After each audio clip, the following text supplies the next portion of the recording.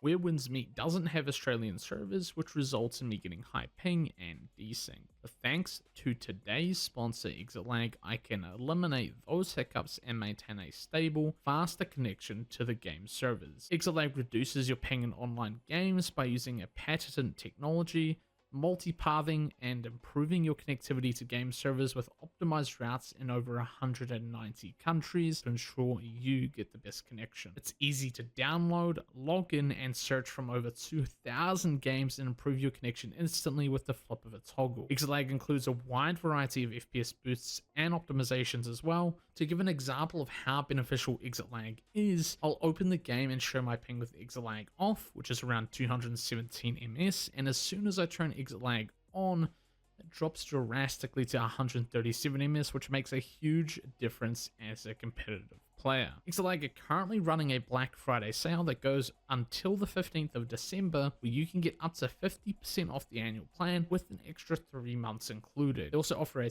3-day free trial. If you're interested in checking out ExitLag, you can use my link in the description or scan the QR code on screen. Once again, thank you to ExitLag for sponsoring today's video. Alright, so now to talk about the gear in the Nameless Sword and Nameless Spear build. I just want to make this a bit of a shorter guide, especially if you're more in terms of PvP. I will leave some fantastic resources down below, but obviously we're using the Nameless Spear and Nameless Sword. In a ways, this is my PvE in ways, which is Moral Chance, Sword Morph, Battle Anthem. Needs to get this one upgraded to the first tier to unlock the best part of it.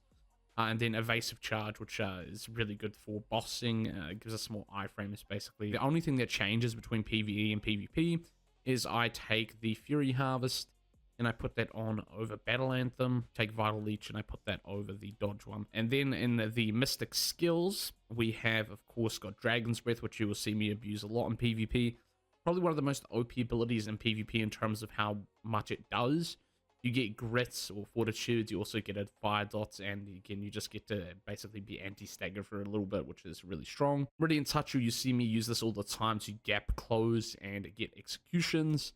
Serene Breeze is our CC break, which is obviously very crucial if we get stuck on a combo, especially when it comes to pesky twin blades.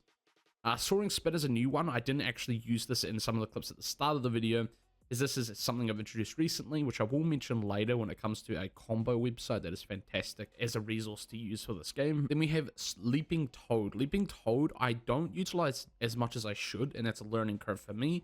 Charlietea is fantastic at utilizing this ability.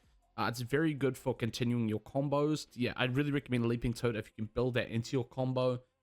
We also have Drunken Poet. This is basically going to be usually popped at the start of the game. You don't really end up popping it throughout an arena, but it's really good at the start as it allows you to instantly cast Dragon's Breath without drinking it. Then we have Yaksha Rush, really good for breaking defense and knocking upwards. If you can execute a Yaksha Rush, it pays off quite nicely. Wolf-like Frenzy, this one's a bit more experimental. There's a few other options you can run over this one as well. I know some people like Talon Strike, Guardian Palm. In my experience, you can honestly kind of play around with some of these, but these, I would say, 5 here are your sort of essential ones for this build. Oh, sorry, 6. So, you know, Drunken Poet, Leaping Toad, Soaring Spin, Serene Breeze, Dragon's Breath, and Radiant Touch. Now, on gear, we're simply using the Jade Wear set for weapons, which gives us affinity damage. Affinity damage is the most crucial thing for our build. We're also running Form Bend for our armor. So, I quickly want to mention what affinity is. So affinity is basically a crits, kind of like a crit, except it's not based off precision. So, for example, to get a crit, you first have to hit a precision hit, which has an 80% chance, and then you'll get a crit, which has a 22% chance. So it's actually quite hard to get. Not necessarily hard to get crits, but there's a couple things you have to get through. Now, affinities are separate from that. You don't have to get a precision hit to get an affinity hit, and affinity hits deal 35% more damage, and always calculated based on your max attack. So up here, you can see that we have this lower number and this higher number. The way damage works in this game is you have a floor and you have a ceiling. This is our ceiling. So something I've learned recently, especially for this new build, is that max attack is going to be our most important stat for tuning, which I will talk about in a little bit. Since we're building heavily into raising our affinity rate as much as we can simply put a lot of resources into max attack, since affinity hits are based off max attack regardless, no matter what. As you can see, my affinity rate is 12.1, just kind of low. You really want to aim for around 20% at this stage of the game anyways. But I've kind of been messing around with my gear, testing different things. So that is the weapon set there. So you'll go for, I can't remember what the box is exactly called. We can quickly check just so you guys know which one. You'll go season shop, gear chest. I believe it is, yes. So the Jade Reset box. It'll tell you recommended usually. The game's pretty good at giving you clear-cut paths. We can quickly talk about the armor. Is the form bend. This just extends our shield, which we get by using our Q. So when you use this ability, you can see, and I kind of messed it up, funny enough, you actually get a blue shield, and that just gives you a 20% HP damage reduction, which is really nice. Now, when it comes to tuning, which I guess we can briefly cover, the things I would prioritize are things like crit rate, silk bun attack. Obviously, we don't want that. It's a completely different damage group. Body, if you're ever curious what those other stats like agility, body, momentum are, you can go into the details tab and actually hit on them, and it'll tell you exactly what it does. So body converts into HP. You don't necessarily need this as a no-name double DPS build. This is more of a tank spec, and I would say a healer spec. But, you know, at this stage of the game, it doesn't matter what attributes you kind of lean into. We have power. This is physical attack, which is a nice one. Defense, again, this is more of a tank one. Agility is nice. Momentum is the most important one for a no-name build at the end game, which we don't need to worry about too much. We're still a few weeks away from real end game, but you can sort of start prioritizing some things in here. One of those stats that I really would recommend prioritizing is affinity rate. As you can see, my tunings aren't great, but again, I'm not too worried about them at the current stage of breakthroughs. So affinity rate, your last one being no-name charged skill is, in my opinion, the most important.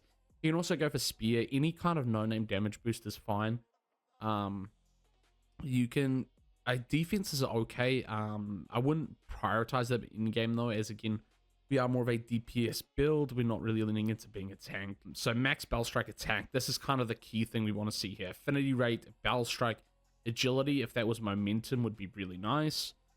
So this is a decent-ish roll, no golds.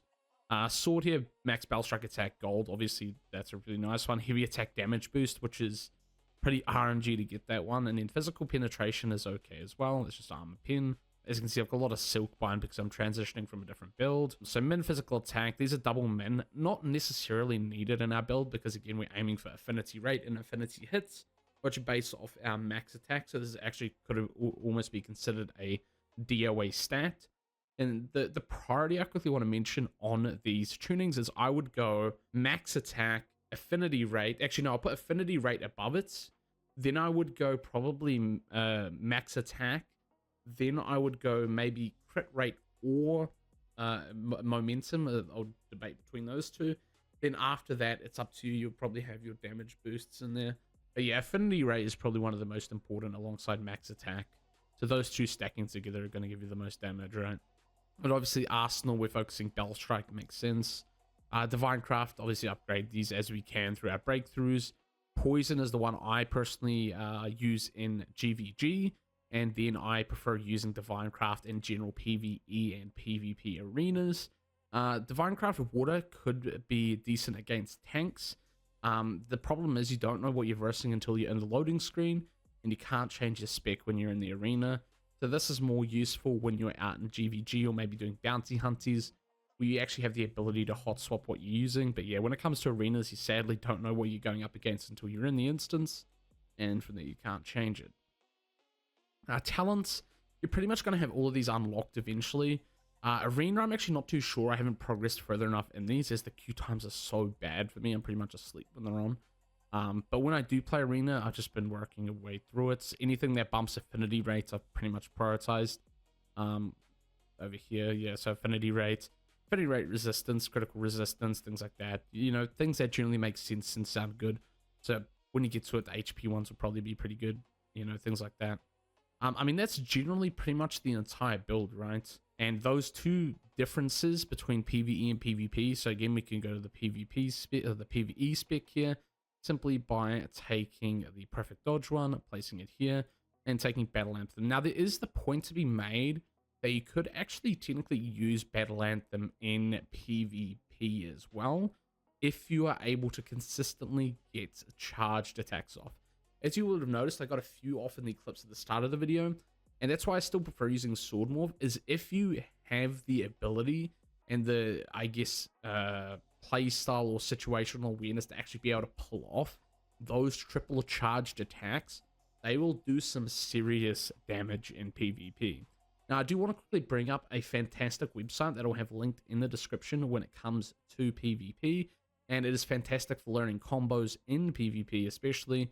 PvE is kind of whatever, it's more of a parry focus over there and just bursting your rotations correctly, but this can be utilized in PvE as well. So yeah, when it comes to PvP, I'll have this website linked in the description. You can go to the Nameless Sword, and then you can see some of our combos here. So we have the Nameless Sword and Strategic. Oh, sorry, no, that's Strategic. We have the No Vitality and Chi. So this is basically when you don't have any Mystic Arts you can use, kind of thing. And you will build it up, and then you'll be able to use Soaring Spin. Then we have the standard Nameless Sword combo. So this is when you do have Vitality. You can use a Leaping Toad, really pull off a nice combo here.